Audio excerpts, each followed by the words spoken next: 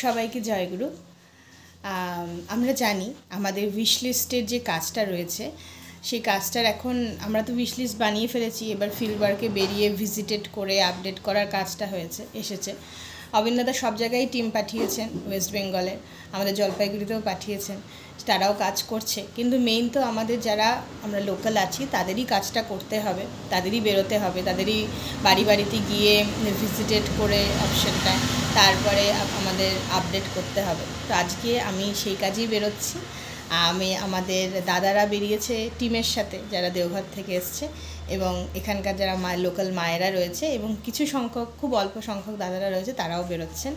তো বেশিরভাগ মায়েরাই। তো আমিও আজকে বেরোচ্ছি, আমার আরও মায়েরা আরও দিকে বেরিয়েছেন। তো চলুন আমার যে জার্নিটা সেটা দেখাচ্ছি, আর যদি আমার অন্য মায়েরা কিছু ফুটেজ পাঠায় তাদের ওখান থেকে, তাহলে সেগুলো আপনাদের দেখানোর চেষ্টা করব। চলুন যাওয়া যাক ইষ্ট কাজে। জয়গুরু। এখানে আমাদের কিছু মায়েরা রাজবাড়ি পাড়ায় আজকে ডিপি কাজ করছিল, এই উইশ লিস্টের কাজ, সেখানেরই কিছু ফটো আপনারা দেখছেন, এবং তারা খুব সুন্দরভাবে সেই কাজ করেছে। তার পরবর্তীতে একটি বাড়িতে ঠাকুরের ফটো প্রতিষ্ঠা করে, আসন প্রতিষ্ঠা করেছে আমাদের মৌটসী গুরুবন। তিনি খুবই ভালো কাজ করেছেন। এবার আমরা আজকে ডিপি কাজে প্রথম বেরিয়েছি উইশ লিস্টের কাজটা করতে। এখন আমরা এখানে তিনজন মা রয়েছি, আরও মায়েরা সব জায়গায় বেরিয়েছেন। তারাও এই দুপুরে গরমে দুপুর 12টার সময় 3টের সময় সব বেরোচ্ছে। ঠাকুরের আশীর্বাদে নিশ্চয়ই আমরা মানুষগুলোকে পেয়ে যাবো। জয় গুরু। জয় জয়। আমাদেরকে পাঠিয়েছে যে যা তোরা যারা এরা যারা ঠাকুরের দীক্ষা নিয়ে ছেড়ে দিয়েছে, পাচ্ছি না খুঁজে, এই যে খোঁজ করতে যে নামের লিস্টগুলো পাঠিয়েছে, এই নাম ধরেই আমরা আসছি। ওই জন্য ফোন নাম্বারটা পাইলে আমরা মোবাইলে ওকে যাচাই করবো। বাড়িতে এসে তো কেউ পাবো না। মার মন ছিল আগে, এখন নাই মন। ঠাকুরকে যে আমি ভালোবাসি, আমি তার একটা উদাহরণ। আমার নেওয়া নাই তো দীক্ষা, না নিতে লাগে, মানে নিতে হয়। আমার বিয়ের আজকে 8 বছর জীবন চালনের জন্য একজন চালককে লাগে।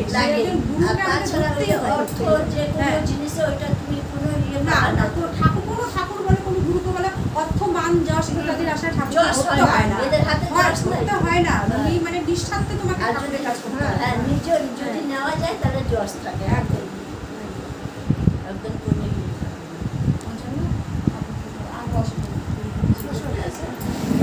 তাহলে তুমি বহুদিন আগে দীক্ষা নিয়েছিলা, মাঝখানে একটু ছাড়া পড়ে গেছে, তা ইচ্ছা তো আছে আবার শুরু করতে গিয়ে কিছুই লাগবে না। তোমার কি মন্ত্রতন্ত্র সব মনে আছে? সবই মনে আছে। আর আমি না আরেকবার একটা কাগজ দিয়েও যাব, ঠিক আছে? সেটা দেখে তোমার আরও একটু মনে পড়ে যাবে যে কী কী মন্ত্র তুমি পাঠ করো। দিয়ে তুমি ইষ্টভীতিতে শুরু করে দাও।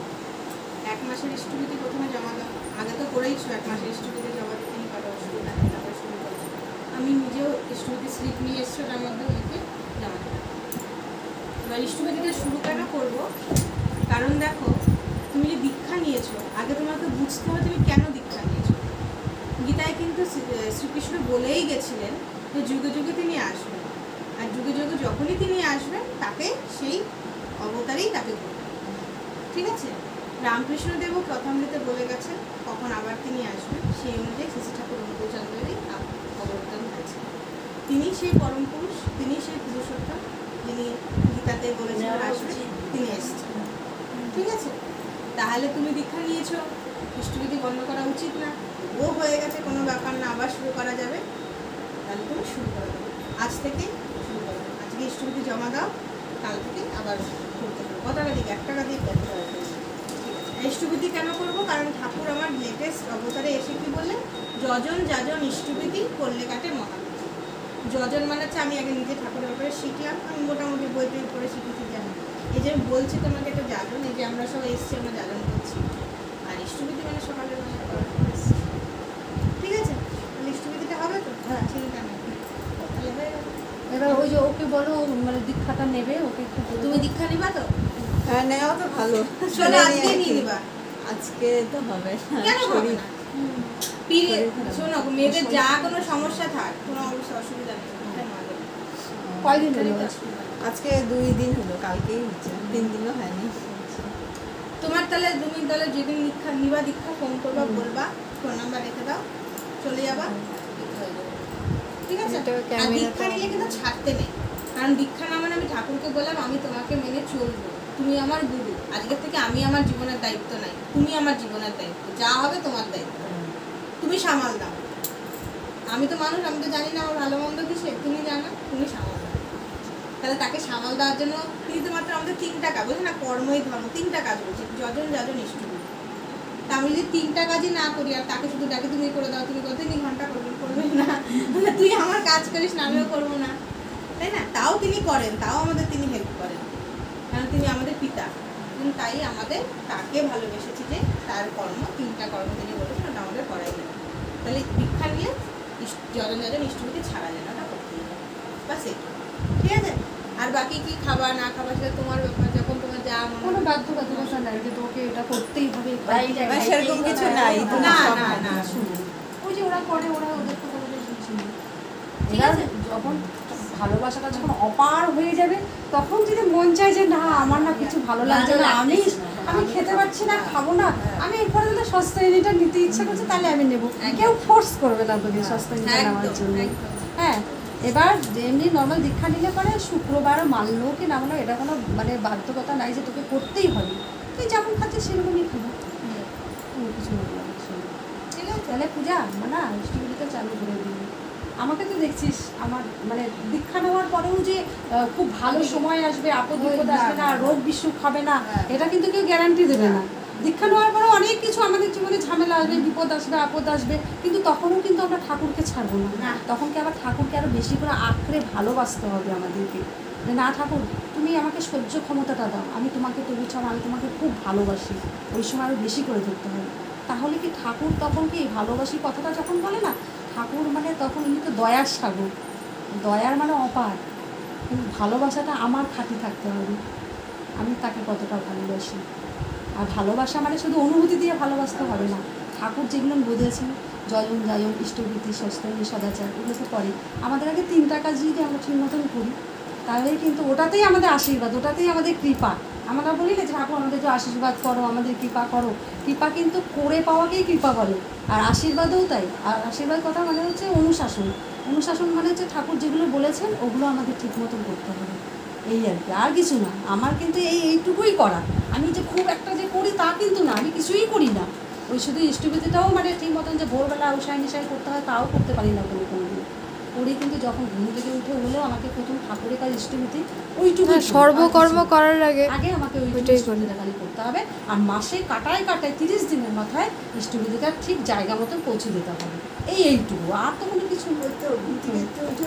হ্যাঁ মানে কারোর সাথে কথা বলবো না, কথা বলে হ্যাঁ যতটুকু তুমি হ্যাঁ জামা কাপড় ছেড়ে হ্যাঁ শুদ্ধ হ্যাঁ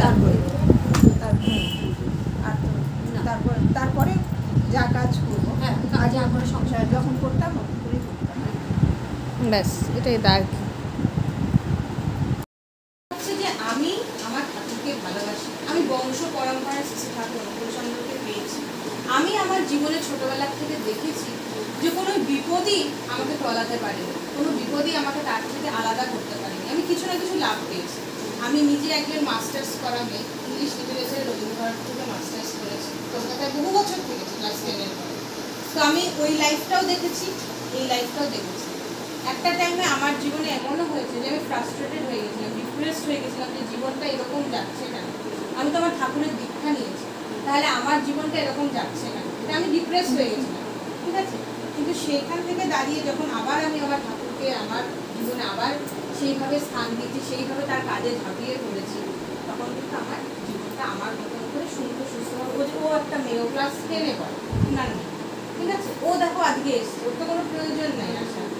সত্যি কথা বলতে মানুষে ভাবে, যেটা আমি তোমাকে বলছিলাম, যে ঠাকুরের দীক্ষা নিলে ইষ্টভূতি কেন করতে হবে, ওয়াই টাকা দিয়ে আবার কি ব্যাপার, ঠিক আছে? কিন্তু আমি যদি নর্মালি দেখি, ধরো তুমি জগন্নাথ টেম্পলে যাও, চার্চে যাও, মস্কে যাও, তোমাকে সব জায়গায় কিছু না কিছু কিন্তু দিতে হয়, প্রণামী দিতে হয়, কিছু না কিছু অল্প দিতে হয়। সেটা তো আমাদের গায়ে লাগছে না, কারণ আমরা সেটা কখনো না কখনো যাচ্ছি তখন দিচ্ছি, রেগুলার তো দিচ্ছি না। কিন্তু কিছু সংখ্যক মানুষ আছে যারা রেগুলারলি ওখানে, আদারওয়াইজ ওই মন্দিরটা চলবে না, আদারওয়াইজ ওই চার্চটা চলবে না, আদারওয়াইজ ওই মস্কটা চলবে না। সব ধর্মের মধ্যে ঠাকুরকে রেগুলার দেওয়ার একটা বা মাসান্তে একটা কিছু, মাসের শেষে একটা কিছু দেওয়ার নিয়ম আছে। মুসলিমদের জাকাত আছে, খ্রিস্টানদেরও আছে, হিন্দুদেরও আছে। তো সেটাই আমাদের ইষ্টবিধিরূপে আনতে। প্রথমে যখন ঠাকুর জীবন্ত ছিলেন, ঠাকুর তো নরদেহে এসছেন, সারা জীবন বেঁচে থাকবেন না। তো ঠাকুর যখন জীবন্ত ছিলেন তখন কিন্তু আমাদের চাল ডাল এসব দিয়েও ইষ্টবিধি। এখন কেন চাল ডাল এসব দিয়ে ইষ্টবিধি মানে টাকা দিয়ে হয়? কারণ দেখো এখন যদি এত এত মানুষ দিত, এত এত চাল ডাল যদি দেওঘরে পৌঁছায়, তাহলে কোন মানুষ কি পাঠিয়েছে, কার কতটা মানে লিখতে হবে থাকে, এটা মুশকিল হয়ে যাবে। এই জন্য পয়সার হিসাবে আসে, ঠিক আছে। আর ইষ্টবিধি আমি করি কেন? আমার ঠাকুর কিন্তু ইষ্টবিধির পয়সা হাত দেয় না। কোন জন্য হাত দেয় না? একবার নাকি বলা হয়েছিল যে আচ্ছা ঠাকুর, এই যে ইষ্টবিধির পয়সাটা, এটা দিয়ে তো আমরা একটা কুকুরকেও বিস্কিট খাওয়াতে পারি, এটা ভিখারিকেও কিছু দিতে পারি, কেন এটা এখানে দিতে হবে? হচ্ছে ঠাকুর বলছে আচ্ছা যেটা করবি কর, ওই যে কুকুরটা রয়েছে যা ওকে বিস্কিট খাওয়া। সঙ্গে সঙ্গে ওই টাকাটা দিয়ে ইষ্টবিধির টাকাটা দিয়ে কুকুরটাকে বিস্কিট খাওয়া। কিছুক্ষণের মধ্যেই একটা গলা দিয়ে রক্ত বেরিয়ে পড়ে মারা গেল। তখন ঠাকুর বললেন যে শোন, যখন অমৃত মন্থন হয়েছিল তখন যেমন অমৃতও বেরিয়েছিল, হলাহলও বেরিয়েছিল, মানে বিষ।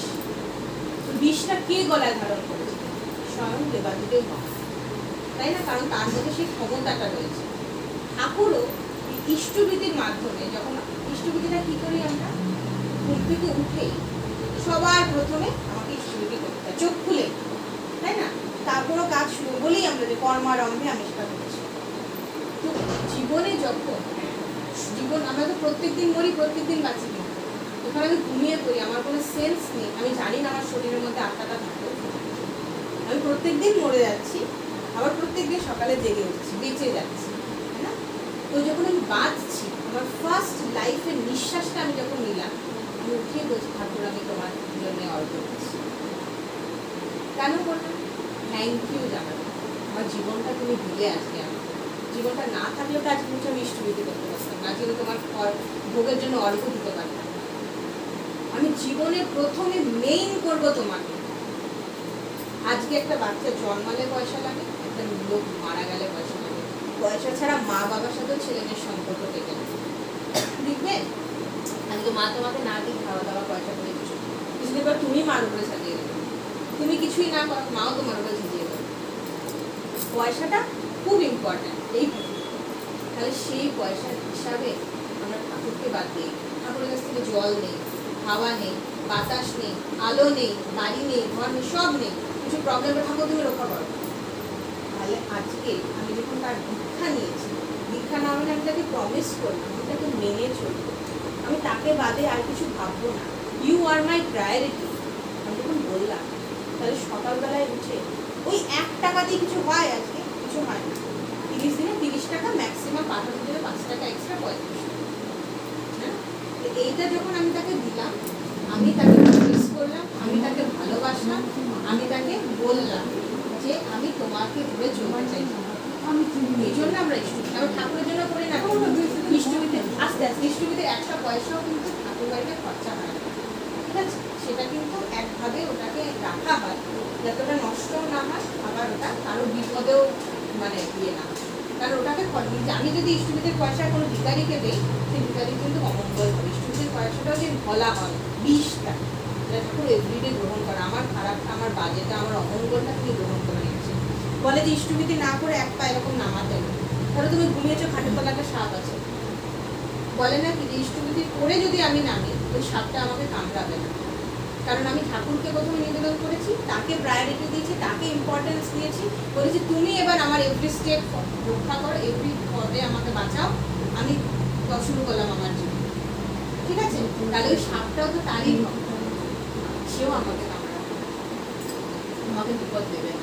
আমি আজকে যদি মা তোমার জীবনের প্রায়োরিটি হয়, দেখো মাও একটা হিউম্যান ফর্মে রয়েছে, মার মধ্যে ভালো মন্দ সবই আছে, মাও হয়তো সবসময় তোমাকে রাইট ডিসিশনটা নাও দিতে পারে, কিন্তু যে ভূত ভবিষ্যৎ বর্তমান সব দেখে রেখেছে, যে ত্রিকালদর্শী, যে তোমার গুরু, সে কিন্তু সব জানে। আজকে আচার্যদেবের কাছে ইভেন মোদিজির মানে ইয়েরা যাচ্ছে, সবাই যাচ্ছে, এই অল মানে সায়েন্টিস্ট থেকে শুরু করে, ইঞ্জিনিয়ার থেকে শুরু করে এইমসের ডাক্তাররা সবাই যাচ্ছে। কেন যাচ্ছে? কেন যাচ্ছি, তার কাছ থেকে রাইট ইনফরমেশনটা, রাইট পদ্ধতিটা জীবনযাপনে পাচ্ছে, তাই না? তো সেটাই হচ্ছে কথা।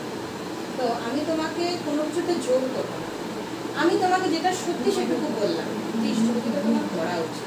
আর ইষ্টভূতিটা করলে তোমারই মঙ্গল। আমি বলছি আমার নিজের জীবন, আমি নিজে একটা শিক্ষিত মেয়ে, আমি রবীন্দ্রভারতী থেকে মাস্টার্স পাস করেছি, আমার নেট কোয়ালিফাই হয়ে গেছে 2024। নেট মানে ন্যাশনাল এলিজিবিলিটি টেস্ট, ইউজিসি, যেটা তুমি অ্যাসিস্ট্যান্ট প্রফেসর হতে পারবে, ঠিক আছে?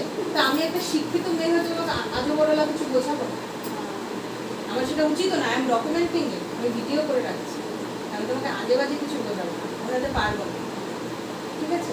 তো আমি তোমাকে জাস্ট রিকোয়েস্ট করতে পারি, তুমি যদি ইষ্টভূতি করো, মন দিয়ে করো, তাকে ভালোবেসে করো, তিনি তোমাকে পদে পদে যে কোনো অবস্থায় রক্ষা করবেন। আজ তো বাড়ি থেকে পা বার করলে মা যদি তোমার সাথে না থাকে, কে তোমায় রক্ষা করবে? আমি যদি আজকে, আমি যখন কলকাতায় থাকতাম না, রাত্রি 11টায় অফিস থেকে বা কাজ করে বাড়ি ফিরেছি, আমি সবসময় ভেবেছি আজ তো আমার মা বাবার সাথে নেই, আমার ঠাকুর ঠাকুর তুমি আমার হাতটা ধরে রাখো। বিশ্বাস করো, কলকাতার মতন জায়গায় আমি থেকেছি, খাল বিল পার বিল এইসব দিয়ে একা একা রাস্তা দিয়ে হেঁটে এসেছি, আমার এতটুকু মনে থাকে। আমার ঠাকুর আমাকে সবসময় ধরে রেখেছে, কোনো ছেলে আমার দিকে বাজে নজরে তাকায়নি, কোনো ছেলে আমার সে তো ওর পুরো ন্যাশনাল ভলিবল প্লেয়ার, ও অল ইন্ডিয়া, ও একা একাই শুরু করে, ও একা, ও তো ইষ্টভূতি করে না, ও একা একাই সব জায়গায় যাওয়া আসা করে, একা একাই সব কিছু করে। ও একাই টিম নিয়ে যায়, কালকেও ও কোচবিহার থেকে একা একাই ট্রাভেল করে আসছে, ও একা একাই সব জায়গায় যাওয়া। হ্যাঁ, এবার ইষ্টভূতি তুমি যেটা বললে, আমি বলছি না যে ইষ্টভূতি করলেই তুমি বাঁচবে, তা নয়। ইষ্টভূতি অনেক মানুষই করে, এলে আমি ভালোভাবে বেঁচে আছি, অসুবিধা নেই তো। কিন্তু ইষ্টভূতি করলে কি হয়? আমি টিকা কেন নেই? আমার পোলিও যে হবে তার কোনো গ্যারান্টি আছে? আমার কোভিড যে হবে তার কোনো দরকার আছে? আমি নিলাম কেন? I am taking a protection, যেটা আমার না হতেও তো পারে। আজকে আরজি করে ডাক্তারটা কোনোদিন ভাবতে পেরেছিল ওর ডিউটির এরিয়াতে ওকে এইভাবে রেপ করা হবে? ভাবতে পেরেছিল? ওর বাবার একমাত্র সন্তান, ও তো বাইরে রাস্তা দিয়েও হাঁটছিল, ও তো ডিউটির জায়গা ছিল। আজকে তুমি বলে না যে ভলিবলের যে ইষ্টভূতি করে না, উই আর টেকিং প্রোটেকশন। আমি আমার আজকে যে আমার জীবনটা আছে, আমার মা বাবা আমাকে জন্ম দিয়েছে ঠিক, কোথাও না কোথাও থেকে তো আমি এসেছি, আবার কোথাও না কোথাও আমি চলে যাবো। আমার ঠাকুর কিন্তু কোনোদিনও হিন্দু, ইসলাম, মুসলিমের মধ্যে ভেদাভেদ করেনি।